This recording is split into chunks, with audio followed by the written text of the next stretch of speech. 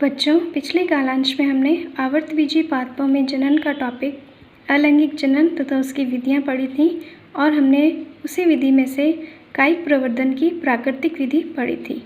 आज हम पढ़ने जा रहे हैं कृत्रिम कायिक प्रवर्धन। कृत्रिम कायिक प्रवर्धन ये वे विधि है जो कि मानव द्वारा निर्मित है, इसलिए इसे कृत्रिम कायिक विधि कहा जाता है और इसका प्रयोग पौधे के वाणिज्य उत्पादन में करते हैं। इसमें प्रमुख 3 विधियां आती हैं: कर्तन, कटिंग, दूसरी विधि है दाब लगाना या जिसे कहते हैं लेयरिंग, तीसरी प्रमुख विधि है रोपण या ग्राफ्टिंग। ये सभी कृत्रिम कायिक जनन की विधियां हैं। तो सबसे पहले हम देखते हैं कर्तन या कटिंग क्या है। इस विधि में पौधे के कायिक भागों को छोटे छोटे टुकड़ों में काटकर ज़मीन में रोप दिया जाता है। यह 2 प्रकार की हैं: स्तंभ कर्तन और मूल कर्तन, stem cutting and root cutting. स्तंभ कर्तन में स्तंभ को छोटे छोटे भागों में काट लिया जाता है और यह ध्यान रखा जाता है कि पर्व वाले भाग को तिरछा काटा जाता है इसमें। ठीक है, तो इसकी विशेषता है कि स्तंभ को तिरछा काटते हैं। तिरछा काटने से ये लाभ है कि इसमें ऊतकों की क्षति कम होती है।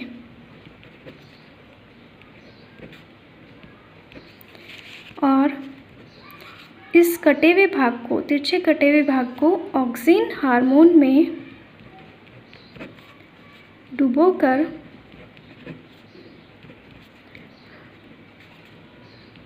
रोप दिया जाता है।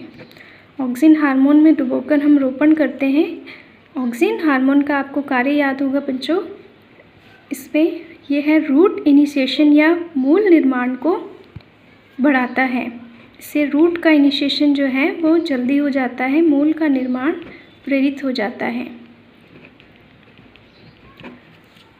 इसलिए ऑक्सिन हार्मोन में डुबोकर इसको मूल का निर्माण प्रेरित करवाते हैं।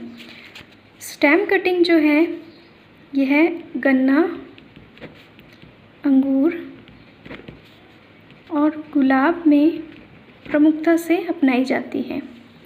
मूल कर्तन, इसमें मूल के शीर्ष भाग को तिरछा काट दिया जाता है, जिससे कुछ समय पश्चात अपस्थानिक शाखा विकसित हो जाती है और इससे नया प्ररोह जो है विकसित हो जाता है। अपस्थानिक शाखा। मूल कर्तन नींबू, आम और सेब में प्रमुखता से किया जाता है। अगली विधि है दाब लगाना या लेयरिंग। इस विधि में शाखा या स्तंभ को मुख्य पादप से अलग किए बिना ही अपस्थानिक शाखाओं के निर्माण को प्रेरित किया जाता है। अपस्थानिक शाखा निर्माण प्रेरित। कटिंग और लेयरिंग में मुख्य अंतर यही है। कटिंग में आपने देखा कि इसमें मुख्य पादप जो है उसके छोटे छोटे भागों को छोटे छोटे टुकड़ों में काट के रोपण कर दिया जाता है, जबकि दाब लगाना या लेयरिंग में शाखा या स्तंभ को मुख्य पादप से अलग किए बिना ही अपस्थानिक शाखाओं के निर्माण को प्रेरित करते हैं। यह 2 प्रकार की होती हैं: टीला दाब लगाना या जिसे माउंट या ग्राउंड लेयरिंग बोलते हैं, और दूसरी विधि है इसकी वायु दाब लगाना। एयर लेयरिंग, या इसे बोला जाता है गुट्टी निर्माण।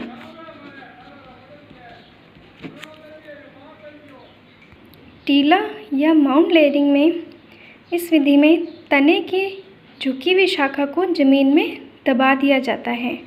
जैसे ये शाखाएं हैं और इसकी कोई झुकी हुई शाखा है, उसको ज़मीन में दबा दिया जाता है और यहाँ से शीर्ष भाग से इसको मिट्टी से दबा देते हैं। दबी हुई शाखा में ध्यान रखना है कि पर्व संधियाँ अधिक होनी चाहिए और दबी हुई शाखा का शीर्ष भाग जो है ज़मीन के ऊपर होना चाहिए। दबी हुई शाखा की पर्व संधियों से अपस्थानिक शाखाओं का निर्माण हो जाता है। तब हम मुख्य पादप से इसको अलग करके नया पादप जो है विकसित कर सकते हैं। यह विधि चमेली में तथा मोगरे में अधिक विकसित है। यह ज़मीन में होती है, इसलिए इसे ग्राउंड लेयरिंग भी कहा जाता है। दूसरी विधि है एयर लेयरिंग। एयर लेयरिंग विधि, इस विधि का प्रयोग वृक्षों में किया जाता है।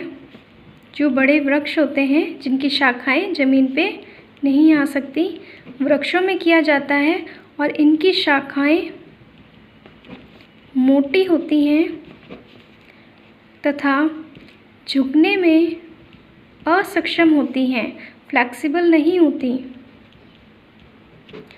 ऐसे वृक्षों में या ऐसे पादपों में एयर लेयरिंग बहुत ही अच्छी विधि है। इस विधि में शाखा को के जो बाहरी उत्तक हैं उनको एक वलय के रूप में, बाहरी उत्तकों को वलय के रूप में हटा देते हैं तथा आंतरिक उत्तकों को गीली मिट्टी या गीले कपड़े से ढक दिया जाता है। इस ढके हुए भाग को ही गुट्टी कहते हैं, इसलिए इस विधि का नाम गुट्टी लगाना भी है। और इसमें ध्यान रखा जाता है कि ये जो गीली मिट्टी लगाई है इसकी नमी जो है बनी रहनी चाहिए, इसलिए इसमें बार बार जो है इसमें पानी को डाला जाता है, हल्का इसको नम बनाए रखा जाता है। कुछ समय पश्चात इस आंतरिक उत्तकों से मूल का निर्माण प्रेरित हो जाता है और फिर इसे मात्र पादप से अलग कर भूमि में रोप दिया जाता है। यह विधि सिट्रस प्लांट में, आम में तथा अमरूद में करते हैं। तीसरी विधि है रोपण या ग्राफ्टिंग। इस विधि में इसकी विशेषता है कि इसमें दो अलग अलग लक्षणों वाले पौधों को या पादप भाग को जोड़ा जाता है। अभी तक आपने देखा कि एक ही पादप के या तो छोटे छोटे टुकड़े कर उसको ज़मीन में रोप दिया जाता है जिसे हम कटिंग कहते हैं, या एक ही पादप की शाखा को उसमें से नए पादप विकसित करने के लिए प्रेरित किया जाता है। लेकिन ग्राफ्टिंग या रोपण ऐसी विधि है जिसमें दो अलग अलग पादपों के भागों को आपस में जोड़ा जाता है। ये दोनों भाग जो होते हैं नए अलग अलग लक्षणों वाले होते हैं, तो इन्हें आपस में जोड़ा जाता है। इसमें एक तना लिया जाता है जिसको हम तिरछा काट देते हैं तथा जड़, तना और जड़ दोनों समान व्यास के हैं। इसका शीर्ष किनारा भी तिरछा काट दिया जाता है और दोनों को बांध देते हैं। जो भूमिगत भाग है, जड़, जो अन्य पादप की है, इसे स्कंद बोला जाता है और अन्य पादप का जो वायवीय भाग या स्तंभ है, इस भाग को कलम कहते हैं। दोनों अपने अपने लक्षणों में अलग होते हैं। दोनों को इस प्रकार बांध देते हैं कि इनकी जो एधा है कुछ समय पश्चात जुड़ जाती है और एक ही पादप पर दो भिन्न लक्षणों वाले पादप का निर्माण हो जाता है। यह विधि आम, गुलाब, अमरूद, नींबू में काफ़ी प्रचलित है। ग्राफ्टिंग के अलग अलग मेथड होते हैं। जैसे पहला आपने जो पढ़ा है, यह विधि है जीभ रोपण। इसमें स्कंद और कलम दोनों का व्यास समान रहता है। दूसरी विधि इसमें है फच्चर रोपण, या जिसे वेज ग्राफ्टिंग बोलते हैं। वेज ग्राफ्टिंग में स्कंद का व्यास कलम के व्यास से कुछ अधिक होता है, इसलिए इसमें वेज के आकार का चीरा लगाते हैं। ये स्कंद जो कि आधारी भाग है और कलम का व्यास उससे कुछ कम होता है, इसमें वी आकार का चीरा लगाया जाता है और इसके अंदर इसको फिट कर देते हैं और इसको बांध देते हैं। यह वेज ग्राफ्टिंग कहलाती है। तीसरी प्रकार की होती है मुकुट रोपण या क्राउन ग्राफ्टिंग।